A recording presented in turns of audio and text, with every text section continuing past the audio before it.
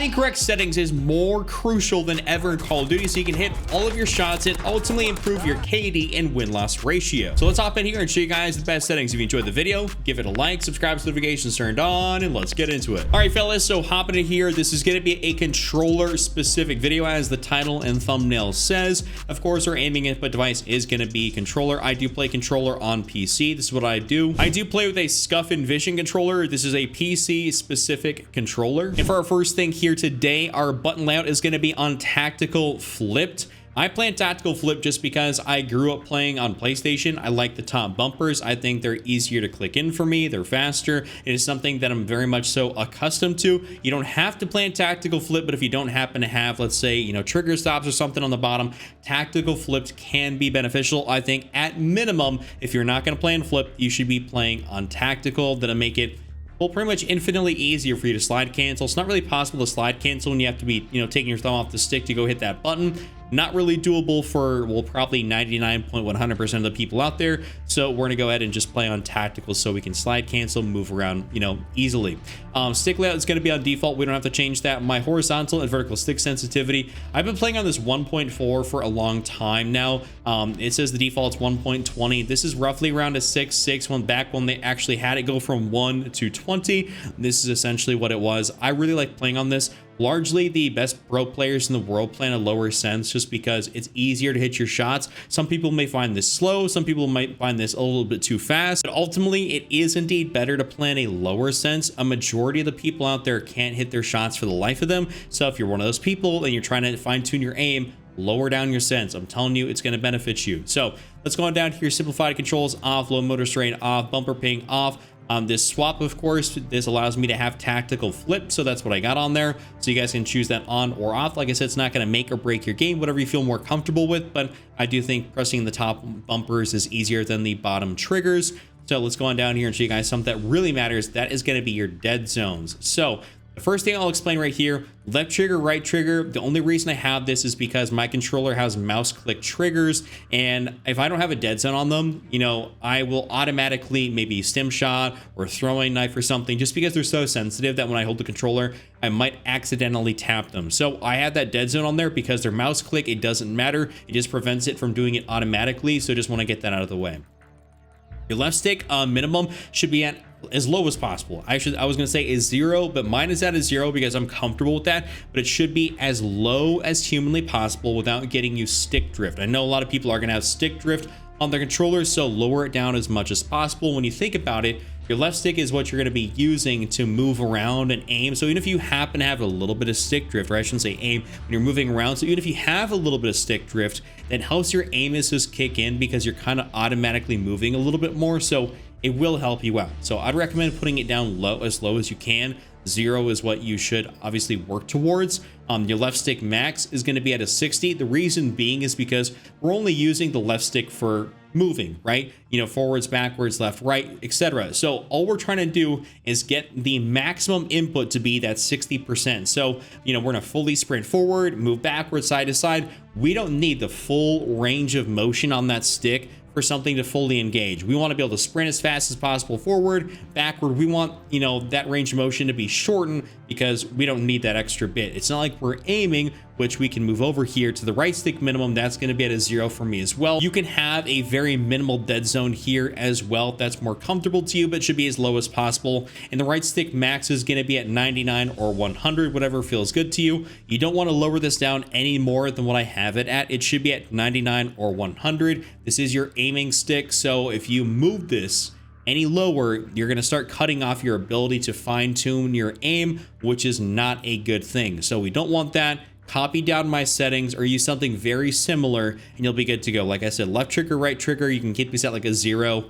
For those guys out there that aren't playing on with mouse click triggers, I do, like I said, just because it helps me, you know, not automatically do something. Now in the aiming tab, we'll move on over here, sensitivity multiplier. We're gonna go ahead and hit the expand on this. The only thing we have to, you know, take a look at here is the ADS sensitivity multiplier. Mine is a 0.65. That might look really low to some of you guys out there. And what I would suggest is it says reset to a 1.0. If you are playing at a 1.0, take it down to a 0.9, a 0.8, 0.85, maybe a 0.7, something like that. just adjust it down. And what this does is that we take a look, basically back at our original sense of 1.4. This gives me 0.65 of a 1.4 sense when I'm ADSing, meaning that it is harder when you combine that with proper aim assist to come off target, meaning it'll make your aim look very, very sticky. So that is something to keep in mind. You can leave the rest of this pretty much as is. We absolutely do not need to mess with anything else. Now we're going to go in here to the aiming advanced settings, but before we do that, actually target aim assist on, of course, ADS aim assist on. We don't have to mess with any of this stuff down here. Let's get into the advanced settings. So we're not going to do anything with the look inversion, that we don't have to mess with that at all. We're going to go down here. So the aim response curve type, we have 3 options, of course, standard, linear, dynamic. I personally believe that after the season 4 update, dynamic is going to be the best. I actually was, like, weirdly enough, trying out standard the last couple days of season 3, and then I just didn't like it when I got on to season 4, went back to dynamic and was feeling much better. So I'd say dynamic is going to be the move, and we're just going to go for that. It'll be the best thing out there. So use between dynamic and standard. If you're really particular with one or the other, you really shouldn't be, but standard or dynamic is going to be the best. Linear is not that great. We do benefit greatly from having that S curve, so it helps you ramp up, and then it also slows you down, aka slows down so you don't overcorrect. It really, really nice. Now we're going down here to the show more tab, aim response curve slope scale. This right here, leave it at a 1.0. We don't need to do anything. On dynamic, when you have the S curve, when you start messing with the slope scale, this will take that S and it'll start flattening or compressing it, so it's got much less of that help with it. So at a certain point, you're basically down to, like, if you took this down to a 0, you're essentially on linear. Well, we don't want that. We want as much help here as possible. I mean, that's the reason it's in the game for all the controller players. I mean, because we're only using our thumbs, not our whole arm, to aim. So we want to have this and use it to our benefit as much as possible, have that sticky aim. So keep that on 1.0. We really don't need custom sensitivity per zoom. The only reason I can see you doing this is maybe you have like your sniper rifle on your 6, 7, 8 times, whatever it may be. Maybe you adjust this a little bit. Other than that, you don't need to change your sensitivity per zoom at all. Now for the movement tab, we're gonna go in here, and our sprint assist is again tactical sprint assist. Go ahead and throw that on there. That is basically your automatic tac sprint. We definitely want that. We're gonna hit that show more button. Sprint assist delay down to 0. We do not want any type of delay. That goes hand in hand with having our dead zones at as low as possible, and having that left stick max at a 60. We're trying to make everything as snappy and quick as possible. That's the name of the game. It's a reactionary, obviously very quick arcade FPS shooter, which is what COD is. So we're trying to, play everything to the best of our ability here. Sprint sideways, backwards, all that sort of stuff. You keep that on, doesn't really matter. Mantle assist, I'm about to actually turn this thing off because I feel like it sometimes screws me more often than not. I mantle over something I don't really want to. I can't get out of a window when I want to, so I'm just gonna keep it off. But if it works good for you, keep it on low at max. Otherwise, you don't really want that on. Crouch assist, keep that off. Don't need that. Corner slice, keep that off. That just, it's not going to really greatly affect your gameplay, but it's not beneficial. It'll probably just mess up your aim when you start tilting sideways and then you go back to normal. Like, we don't need that. Just keep it off. It's not going to benefit you. So slide/dive behavior, you want to keep this on tap to slide. Also, your slide/activation delay should be on short when you hit that show more. When you keep it on short, it's not going to be too much to the point, or I should say too little, to the point where you're accidentally going to dive. It's not going to do that unless you got a real heavy finger on the joystick, in which case you definitely need to not do that. That is very bad, probably for your controller's life in general, if you be pressing down that hard that long. So we don't want to do that. Keep it on tap to slide. That'll help you out. I see some people like hybrid. I personally don't like hybrid. I just keep it on tap to slide, and it works out great for me. Now, automatic airborne mantle, we're keeping this off. Sprint restore, you want that on. Slide maintain sprint, you definitely want that on as well. Mantle cancels, reload, keep that on. And now we're going to go down here to the movement advanced settings here real quick, just to show you guys what's going on. So we're going to leave all this stuff basically as base. Auto door peek, we don't want that. Grounded mantle, you can just keep this on for like low objects or something like that. It's not going to make or break your game if you do have it on versus off. Tactical sprint activation, just put on like single tap sprint. That way that if you do feel the need to tap in, or you want it to do tap in, you can just have that right there. You don't really want double tap. That's just useless. That's more time that it would take if you're going to tap to sprint. So we're just gonna, keep it on single tap. And of course, plunging on water can be on trigger. Sprinting door bash, just keep that on. That makes sense. Now in the combat behavior, since we don't got to go through any of the vehicle stuff, this is all going to be pretty crucial as well. So aim down sight behavior, I don't even think I got to address this, but if you're playing on toggle, you're just kind of lost. Turn that to hold. Tack stance behavior, can put it on toggle. That's what I've always done, so it works out good for me. We're gonna leave all this stuff basically kind of as is because it doesn't really matter too much. Body shield / finishing move. I prioritize the finishing move because I don't really care for the body shield. So if you guys want to go for the body shield, you definitely can. This is one of those things that where if you want more insult to injury, you can maybe do the body shield, or if you just want to have a sick finishing move, you can do that. But I prefer to just to do a finishing move and let somebody know that I absolutely pissed on them, and that's really going to be that. Armor plate behavior, this is crucial. Apply all. This is necessary. So that way you hold down the button once and it applies all of your plates, 2 or 3, depending on if you had tempered on. So really, really nice, beneficial to have, especially since you don't want to have to hold your finger down on whether it be, Y for this controller since it's got Xbox buttons, or triangle for PlayStation people. I'm normally a PlayStation guy, but this controller has Xbox buttons, so I've kind of had to learn to deal with those. Now, C4 detonation could be on 1 by 1. I think that's probably a little bit better than all at once. Helps you, get a quick C4 off if you really want to. We're gonna go into the combat advanced settings here just to show you guys this. There really isn't a whole lot in here besides interact / reload behavior. This should be on prioritize interact. Helps you just, drop in real quick, loot up, tap the button really, really quickly. It is very beneficial if you're playing on something like tap to reload in Warzone. Very disadvantageous. We don't want to do that. Prioritize interact is indeed the move, so go ahead and slap that on there. For multiplayer, tap to reload's fine. That's what I use, but prioritize interact, Warzone, that's what you want to do. Sprint cancels reload. You want this off because there's, funny enough, sometimes where it feels like you almost sprint a little bit faster when you reload some of the guns. So keep that off so that way it doesn't do anything for you.